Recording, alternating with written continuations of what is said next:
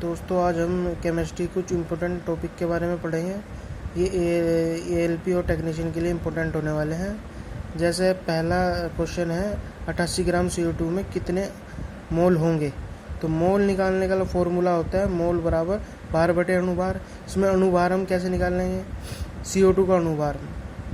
अब CO2 में C+O2 ऐसे लिखते हैं। फिर कार्बन का द्रव्यमान संख्या है 12 और ये ऑक्सीजन की द्रव्यमान संख्या है 16। तो हम यहाँ पे लिख लेंगे कार्बन की द्रव्यमान संख्या 12, ऑक्सीजन की हमने 16 दूनी 32, तो ये 44 आ जाएगा। तो भार बटे अणुभार, तो 2 मोल इसका आंसर आ जाएगा। ठीक है जी। एक इम्पोर्टेंट क्वेश्चन यह है कि ऊष्माक्षेपी अभिक्रिया किसे कहते हैं।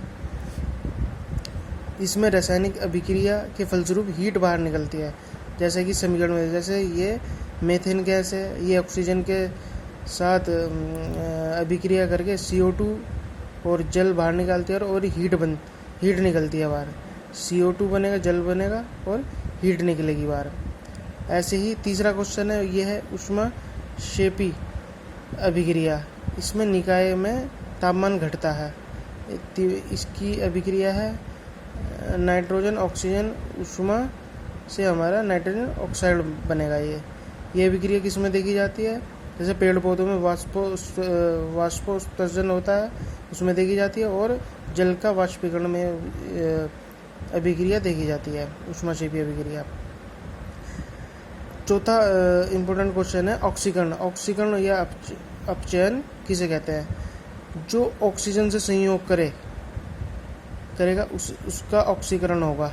जैसे कार्बन ने ऑक्सीजन के साथ संयोग करके CO2 बना लिया, तो कार्बन के साथ O2 जुड़ा है, संयोग करा है, इसलिए इस कार्बन का ऑक्सीकरण हो गया। नंबर 1 ही हो गया।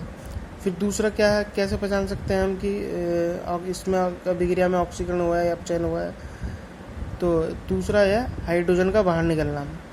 ये देखो Zn या जिंक के साथ सल्फ्यूरिक अम्ल की अभिक्रिया करके ZnSO4 प्लस यहाँ पे हाइड्रोजन गैस निकलती है।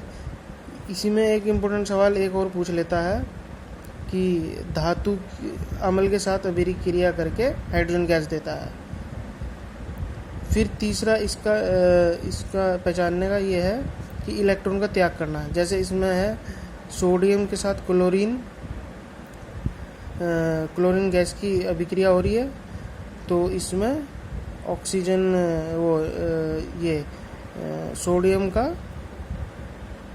की इलेक्ट्रॉन घट रहे हैं और इसलिए इसे इलेक्ट्रॉन का त्याग कर रहा है, तो इसका ऑक्सीकरण हो रहा है। और जी ये जो क्लोरीन है इलेक्ट्रॉन को ग्रहण कर रहा है, इसलिए इसका अवकरण हो रहा है। तो ये 5 टॉपिक हमारा अवकरण ही है। अवकरण या अपचयन है, इलेक्ट्रॉन का ग्रहण करना है। ये देखो क्लोरीन ने इलेक्ट्रॉन का ग्रहण कर लिया, यानी कि माइनस आ गया इस पर चार्ज अब, तो इसका अवकरण हो गया। फिर है हाइड्रोजन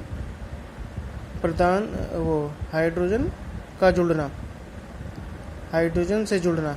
जैसे ऑक्सीजन और ये हाइड्रोजन की अभिक्रिया के जल बना, तो इसमें क्या हुआ, ऑक्सीजन के साथ हाइड्रोजन जुड़ गया, तो इसमें क्या हो गया, इसमें भी अवकरण हो गया।